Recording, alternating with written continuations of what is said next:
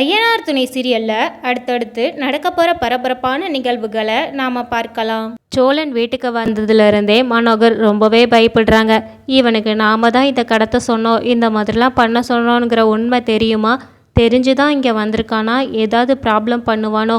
நிலா கிட்ட எல்லா உண்மையுமே சொல்லிடுவானோ அப்படின்னு சொல்லிட்டு ஒவ்வொன்றும் கேள்வியாக மனசுக்குள்ளே ஓடிட்டு தான் இருக்குது. இருந்தாலுமே அதை எதுவுமே வெளியில் காட்டிக்கிடாமல் மனோகர் நார்மலாக இருக்க தான் ட்ரை பண்ணாங்க.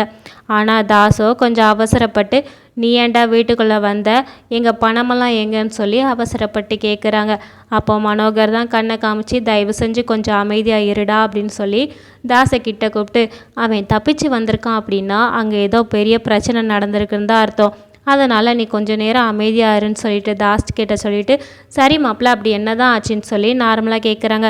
அப்போ நிலாவுமே அழுதுகிட்டே, நீங்கள் எங்கே தான் போனீங்க, என்ன தான் ஆச்சு அப்படிங்கும்போது, இந்த மாதிரி அவங்கள ஒருத்தங்க கடத்திட்டு போனதாகவும் அவங்க தான் பணத்தை எடுத்துகிட்டு இவங்களை நைட்டு ஃபுல்லாக கடத்தி வச்சதாகவும் பாண்டியன் எல்லாரும் சேர்ந்து தான் வந்து காப்பாற்றினதை எல்லாத்தையுமே சோழன் நிலா கிட்ட சொல்கிறாங்க. இதை கேட்ட நிலாவோ, இவ்வளோ ஆபத்து நடந்திருக்குதா, இதெல்லாம் யார் தான் பண்ணா அப்படின்னு சொல்லிட்டு ரொம்பவே அழுகுறாங்க. அப்போ மனோகர் மறுபடியுமே சமாளிக்கிறதுக்கு தான் ட்ரை பண்ணுறாங்க. ஏம்மா, மாப்பிள்ளையே இப்போ தான் அடிபட்டு நிறைய இடத்துலேருந்து தப்பிச்சு வந்திருக்கான்னு சொல்கிறாங்க. அப்படி இருக்கும்போது மாப்பிள்ளைக்கிட்ட எல்லா கேள்வியும் கேட்டுக்கிட்டு இருக்காத, நீ மாப்பிள்ளையை உட்கார வச்சு தண்ணி கொடு அப்படின்னு சொல்கிறாங்க. உடனே நம்ம நிலாவுமே சோழனுக்கு தண்ணி கொடுக்குறாங்க. அப்படி என்ன தான் ஆச்சுன்னு சொல்லி திரும்பவுமே கேட்குறாங்க. ஆனால் அந்த நிமிஷத்தில் தாஸ் வந்து ரொம்பவே கோவப்பட்டு முன்னாடி வந்து சோழன் மேலே கை வச்சு, என்ன நீ சொல்கிறதெல்லாம் நான் நம்பவே நினச்சிக்கிட்டு இருக்கியா? என்ன நிலா, நீயுமா இவன் சொல்கிற கட்டுக்கதையெல்லாம் நம்பிக்கிட்டு இருக்க? இவன் பணத்தை கொண்டு போனானா, போகிற வழியில் ஒருத்தங்களுக்கு ஹெல்ப் பண்ண இறங்கினானா, அப்போ அந்த நேரம் பார்த்து இவனை கடத்திட்டு போயிட்டாங்களாம். எப்படி இதெல்லாம் நம்ப முடியும்? ஏதோ படக்கதையை சொல்லிக்கிட்டு இருக்கான்னு சொல்லி அவசரப்பட்டு பேசுகிறாங்க. இதை கவனித்த மனோகர், தாஸ் நீ சும்மா இரு, ஃபஸ்ட்டு அவங்க இப்போ தானே மீண்டு வந்திருக்காங்க, என்னென்னு சொல்லட்டும் மாப்பிள்ள அப்படின்னு சொல்லி சமாளிக்கிறாங்க. அப்போவும் தாஸ், இல்லைப்பா அவன்கிட்ட தான் எல்லா பணமும் இருக்குது, அவன் தான் மறுபடியும் இப்படி பொய் சொல்லிக்கிட்டு இருக்கான் அப்படிங்கிறாங்க. இதை கேட்டதுமே நிலா, நீ எப்படி அப்படி சொல்லுவ? அவங்க பணத்தை எடுத்திருந்தா எப்படி அவங்க இங்கே வந்து உட்காருவாங்க? சோழன் உடனே, உனக்கு இப்போ பணம் எங்கே இருக்குன்னு தெரியணும் அவ்வளோதானே அப்படின்னு சொல்லிட்டு வெளியில் போகிறாங்க. வெளியில் போன கையோட பின்னாடியே சேரன், பல்லவன், அதுக்கப்புறம் பாண்டியன், அதுக்கப்புறம் அந்த அடியால் எல்லாத்தையுமே உள்ளே கூட்டிகிட்டு வராங்க. இதை பார்த்ததுமே நிலா, அண்ணன் பாண்டியன் எல்லாருமே எப்போ வந்தாங்க அப்படிங்கிற மாதிரி ரொம்பவே ஷாக் ஆகுறாங்க. உள்ளே வந்ததுக்கப்புறம், இப்போ நான் என்ன சொல்கிறேன்னு உங்களுக்கு புரியுதா அப்படின்னு சொல்லி சோழன் கேட்குறான். இதை பார்த்ததுமே மனோகருக்கு தெரியுது, சரி நம்ம மாட்டிக்கிட போகிறோம் அப்படின்னு. மனோகர் நிலாவுக்கு எதுவுமே தெரியக்கூடாதுன்னு சொல்லிட்டு நிலா கிட்ட, ஏம்மா நீ மேலே போய் இரு, நாங்கள் பேசிக்கிறோன்னு சொல்லி அனுப்புகிறாங்க. இதை பார்த்ததுமே நிலா, நான் ஏன் போகணும் அப்படிங்கிறாங்க. உடனே தாஸ் நிலாவோட கையை பிடிச்சி, வா நம்ம மேலே போகலாம், அப்பா இவங்க எல்லாத்தையும் பேசி அனுப்பிடுவாங்க அப்படின்னு சொல்கிறாங்க. இவங்களையே அனுப்பணும், இப்போ இங்கே என்ன தான் நடக்குது அப்படின்னு சொல்லி நிலா கோவமாக கேட்குறாங்க.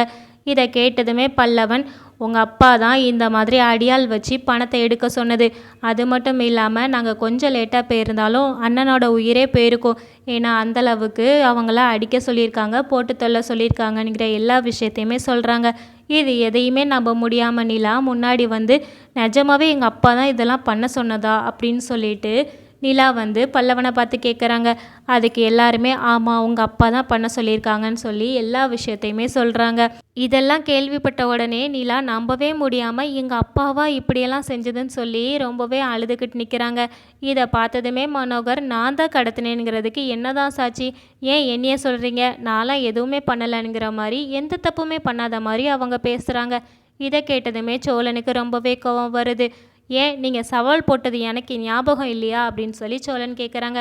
உடனே நிலா, நீங்கள் என்ன சொல்கிறீங்க, என்ன சவால் அப்படின்னு சொல்லி எல்லாத்தையுமே கேட்குறாங்க. உடனே நம்ம சோழன் நடந்த எல்லாத்தையுமே சொல்கிறாங்க. ஒரு வாரத்தில் உங்களையும் என்னையும் பிரிக்கணும்னு சொல்லி தான் உங்கள் அப்பாவோட பிளானே. சரி, அதுக்காக அவங்க என்ன செஞ்சாலும் நான் பொறுத்துக்கலான்னு சொல்லி தான் இந்த வீட்டுக்கு வந்தேன். ஆனால் இங்கே வந்ததுக்கப்புறமும் என்னை ரொம்பவே அவமானப்படுத்தினாங்க. இருந்தாலுமே நான் உங்களுக்காக எல்லாத்தையுமே நான் பொறுத்துக்கிட்டேன்னு சொல்கிறாங்க. அப்படியா, இங்கே வந்து உங்களை அவமானப்படுத்துனாங்களா? நீங்கள் ஏன் என்கிட்ட சொல்லவே இல்லை அப்படின்னு சொல்லிட்டு, அப்படி என்ன அவமானப்படுத்துனாங்கன்னு நிலா கேட்குறாங்க. அதுக்குமே நம்ம சோழன் நடந்த எல்லா விஷயத்தையுமே சொல்கிறாங்க. இவங்களை கீழே உட்கார வச்சது, அதுக்கப்புறம் சரிக்கு சமமாக டைனிங் டேபிளில் என் கூட நீ உட்காருவியான்னு சொல்லி தாஸ் அடித்தது எல்லாத்தையுமே சொன்ன உடனே நிலா ரொம்பவே வருத்தப்படுறாங்க. அதுக்கப்புறமும் மனோகர் ரொம்பவே சமாதானம் தான் படுத்த ட்ரை பண்ணுறாங்க.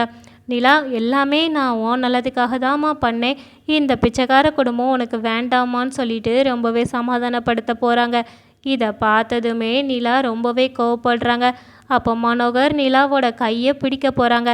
இதை பார்த்தோடனே நிலா அவங்க கையை பிடிச்சி தள்ளி விடுறாங்க. அப்போ மனோகர் பக்கத்தில் உள்ள ஊஞ்சலில் போய் விழுந்துருந்தாங்க.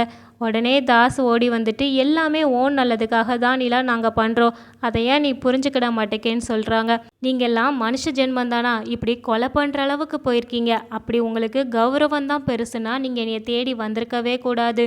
நீங்கள் என்னைய தேடி வந்ததுமே ஏதோ பாசத்துக்காக என்னைய நீங்கள் மன்னிச்சு தான் ஏற்றுக்கிட வந்தீங்கன்னு நான் அவ்வளோ சந்தோஷப்பட்டேன்.